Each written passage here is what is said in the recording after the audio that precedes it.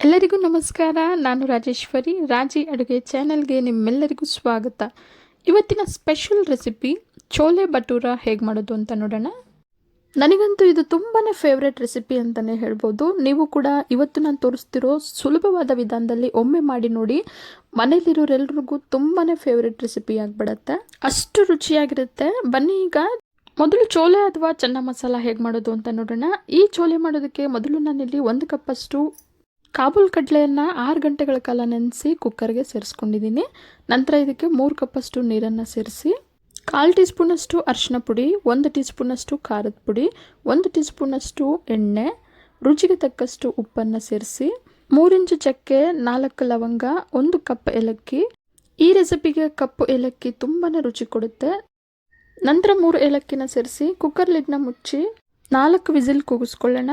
4 whistle ಬಂದು gas ಎಲ್ಲ release ಆಗಿದೆ. ಬನ್ನಿ ಈಗ ಕುಕ್ಕರ್ ಲಿಡ್ನ ತೆಗೆದು ನೋಡೋಣ. ಕಾಬೂಲ್ ಕಡಲೆ ಎಲ್ಲ ತುಂಬ ಚೆನ್ನಾಗಿ ಬೆಂದಿದೆ. ಈಗ ಒಂದು ಕಡೆಗೆ 2 ಟೇಬಲ್ ಸ್ಪೂನಷ್ಟು ಎಣ್ಣೆನ ಸೇರಿಸಿ ಎಣ್ಣೆ ಬಿಸಿ ಆದ ನಂತರ ಅರ್ಧ ಟೀ ಸ್ಪೂನ್ ಜೀರಿಗೆ, ಸ್ವಲ್ಪ ಹಿಂಗು, 2 ಮೀಡಿಯಂ ಸೈಜ್ ಈರುಳ್ಳಿನ ಸಣ್ಣಕ್ಕೆ ಹೆಚ್ಚಿ ಸೇರಿಸ್ಕೊಂಡು ಲೈಟ್ ಬ್ರೌನ್ ಕಲರ್ ಬರೋವರೆಗೂ ಮೀಡಿಯಂ ಫ್ಲೇಮಲ್ಲಿ ಫ್ರೈ ಮಾಡ್ಕೊಳ್ಳೋಣ.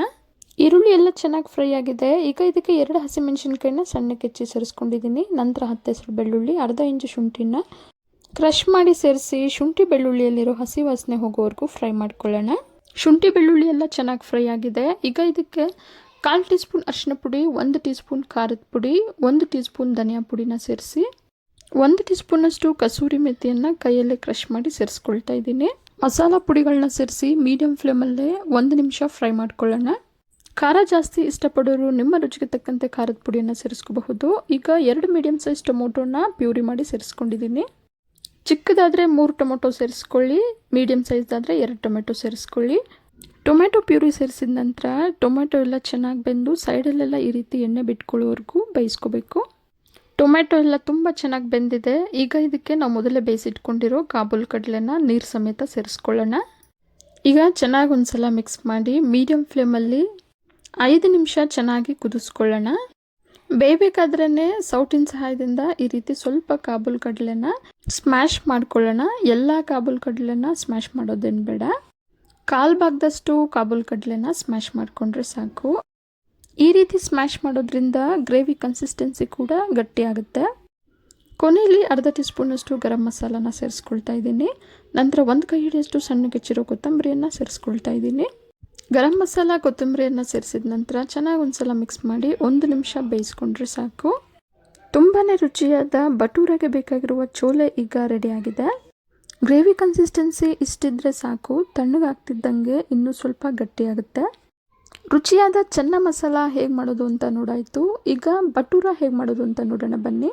ಭಟೂರ ಮಾಡೋದಕ್ಕೆ ಮೊದಲು ನಾನಿಲ್ಲಿ 2 ಕಪ್ಪಷ್ಟು ಮೈದಾನ ತೊಗೊಂಡಿದ್ದೀನಿ. ನಂತರ ಇದಕ್ಕೆ 2 ಟೇಬಲ್ ಸ್ಪೂನಷ್ಟು ಚಿರೋಟಿ ರವೆನ ಸೇರಿಸ್ಕೊಳ್ತಾ ಇದ್ದೀನಿ. ರುಚಿಗೆ ತಕ್ಕಷ್ಟು ಉಪ್ಪು, 1/4 ಟೀ ಸ್ಪೂನಷ್ಟು ಅಡುಗೆ ಸೋಡಾ, ಹಾಗೆ ಅರ್ಧ ಟೀ ಸ್ಪೂನಷ್ಟು ಅಜ್ವೈನ್ನ ಸೇರಿಸ್ಕೊಳ್ತಾ ಇದ್ದೀನಿ. ಓಂಕಾಳನ್ನು ಸೇರಿಸೋದ್ರಿಂದ ಜೀರ್ಣ ತುಂಬ ಚೆನ್ನಾಗಾಗುತ್ತೆ. ಈಗ ಇದಕ್ಕೆ 3 ಟೇಬಲ್ ಸ್ಪೂನಷ್ಟು ಮೊಸರನ್ನು ಸೇರಿಸಿ 1 ಟೇಬಲ್ ಸ್ಪೂನಷ್ಟು ಕಸೂರಿ ಮೆಥಿಯನ್ನು ಕೈಯಲ್ಲೇ ಕ್ರಷ್ ಮಾಡಿ ಸೇರಿಸ್ಕೊಂಡು ಚೆನ್ನಾಗಿ ಒಂದ್ಸಲ ಮಿಕ್ಸ್ ಮಾಡ್ಕೊಳ್ಳೋಣ. ಮೊಸರೆಲ್ಲ ಹಿಟ್ಟು ಜೊತೆಗೆ ಚೆನ್ನಾಗಿ ಬೆರೆಯೋ ಹಾಗೆ ಮಿಕ್ಸ್ ಮಾಡಾಗಿದೆ. ಈಗ ಇದಕ್ಕೆ 1 ಟೀ ಸ್ಪೂನಷ್ಟು ಎಣ್ಣೆ, ಸ್ವಲ್ಪನೇ ನೀರನ್ನು ಸೇರಿಸ್ಕೊಳ್ತಾ ಚಪಾತಿ ಹಿಟ್ಟಿನ ಹದಕ್ಕೆ ಮಿಕ್ಸ್ ಮಾಡ್ಕೊಳ್ಳೋಣ. ಹಿಟ್ಟು ಕಲಿಸ್ಬೇಕಾದ್ರೆ ಸ್ವಲ್ಪನೇ ನೀರನ್ನು ಸೇರಿಸ್ಕೊಳ್ತಾ 5 ನಿಮಿಷ ಚೆನ್ನಾಗಿ ನಾದ್ಕೊಳ್ತಾ ಕಲಿಸ್ಕೋಬೇಕು. ಚೆನ್ನಾಗಿ ನಾದದಷ್ಟು ಭಟೂರಗಳು ತುಂಬ ಚೆನ್ನಾಗಿ ಹುಬ್ಬು ಬರುತ್ತೆ. 5 ನಿಮಿಷ ಚೆನ್ನಾಗಿ ನಾದ್ಕೊಂಡಾಗಿದೆ. ಈಗ ಇದನ್ನು ಒಂದು ಚಿಕ್ಕ ಬೌಲ್ಗೆ 1 ಟೀ ಸ್ಪೂನಷ್ಟು ಎಣ್ಣೆನ ಸೇರಿಸಿ ಕಲಸಿರೋ ಹಿಟ್ಟನ್ನು ಈ ಬೌಲ್ಗೆ ಸೇರಿಸ್ಕೊಳ್ತಾ ಇದ್ದೀನಿ. ಹಿಟ್ಟು ಒಣಗದೇ ಇರೋ ಹಾಗೆ ಮೇಲೆ ಸ್ವಲ್ಪ ಎಣ್ಣೆನ ಸವರಿ ಒಂದು ಪ್ಲೇಟನ್ನು ಮುಚ್ಚಿ 10 ನಿಮಿಷ ನೆನೆಯೋದಕ್ಕೆ ಇಡೋಣ. 10 ನಿಮಿಷದ ನಂತರ ನೋಡಿ ಹಿಟ್ಟೆಲ್ಲ ತುಂಬಾ ಸಾಫ್ಟಾಗಿ ಚೆನ್ನಾಗಿ ನೆಂದಿದೆ. ಈಗ ಮತ್ತೊಮ್ಮೆ ಇದನ್ನು ಚೆನ್ನಾಗಿ ನಾದ್ಕೊಂಡು ಉಂಡೆಗಳಾಗಿ ಮಾಡಿ ಇಟ್ಕೊಳ್ಳೋಣ. ಉಂಡೆಗಳನ್ನ ನಿಮಗೆ ಯಾವ ಸೈಜ್ಗೆ ಬೇಕೋ ಆ ಸೈಜ್ಗೆ ಮಾಡ್ಕೋಬಹುದು.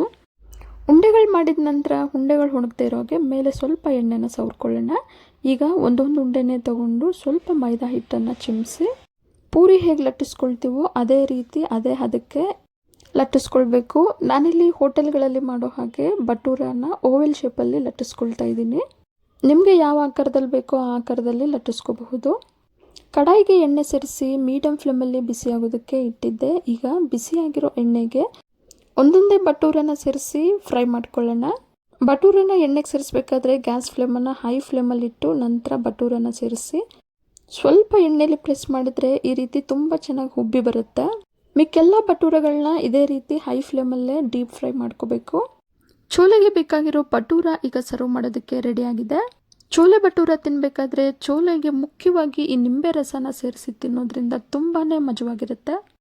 ನೀವು ಕೂಡ ಇದೇ ರೀತಿ ಮನೆಯಲ್ಲಿ ಒಮ್ಮೆ ಟ್ರೈ ಮಾಡಿ ನೋಡಿ. ಮನೆಯಲ್ಲಿರೋರೆಲ್ಲ ತುಂಬಾ ಇಷ್ಟಪಟ್ಟು ತಿಂತಾರೆ. ಬಟೂರ ಮಾಡೋದಕ್ಕೆ ಮೈದಾ ಬದಲಿಗೆ ಗೋಧಿ ಹಿಟ್ಟನ್ನು ಸೇರಿಸಿ ಕೂಡ ಇದೇ ರೀತಿ ಮಾಡ್ಕೋಬಹುದು. ಇವತ್ತಿನ ಸ್ಪೆಷಲ್ ರೆಸಿಪಿ ಚೋಲೆ ಬಟೂರ ನಿಮಗೆಲ್ಲ ಇಷ್ಟ ಆಗಿದೆ ಅಂದ್ಕೊಂಡಿದ್ದೀನಿ. ಇಷ್ಟ ಆಗಿದ್ರೆ ಈಗಲೇ ಒಂದು ಲೈಕ್ ಮಾಡಿ, ಹಾಗೆ ನಿಮ್ಮ ಫ್ಯಾಮಿಲಿ ಆ್ಯಂಡ್ ಫ್ರೆಂಡ್ಸ್ ಜೊತೆ ಶೇರ್ ಮಾಡಿ. ಮತ್ತಷ್ಟು ರುಚಿಯಾದ ರೆಸಿಪಿಗಳಿಗೋಸ್ಕರ ರಾಜಿ ಅಡುಗೆನ ಸಬ್ಸ್ಕ್ರೈಬ್ ಆಗೋದನ್ನು ಮರಿಬೇಡಿ. ಮತ್ತೊಂದು ರುಚಿಯಾದ ರೆಸಿಪಿಯೊಂದಿಗೆ ಮುಂದಿನ ವಿಡಿಯೋದಲ್ಲಿ ಸಿಗೋಣ. ಧನ್ಯವಾದಗಳು.